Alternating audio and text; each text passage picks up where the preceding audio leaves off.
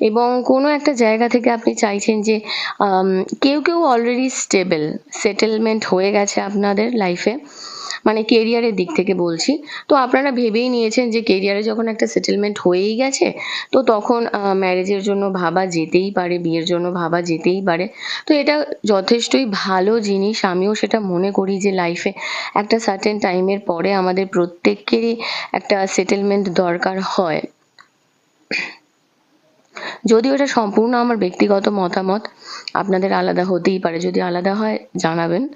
তবে হ্যাঁ, একটা কথা বলি, হার্ট ব্রেক হয়েছে বলে বিয়ে করব না, এই মেন্টালিটিটা থেকে মানে রাখবেন না। কারণ এরকম অপশান তো আপনার কাছে আসছে, এটা ঠিক, অপশান আপনার কাছে আছে, কিন্তু বিশ্বাস আপনি করতে পারছেন না। কারণ অলরেডি আপনি অনেক স্ট্রাগল করছেন। আচ্ছা, কারোর কারোর ক্ষেত্রে কিন্তু দেখতে পাচ্ছি নিজের সঙ্গে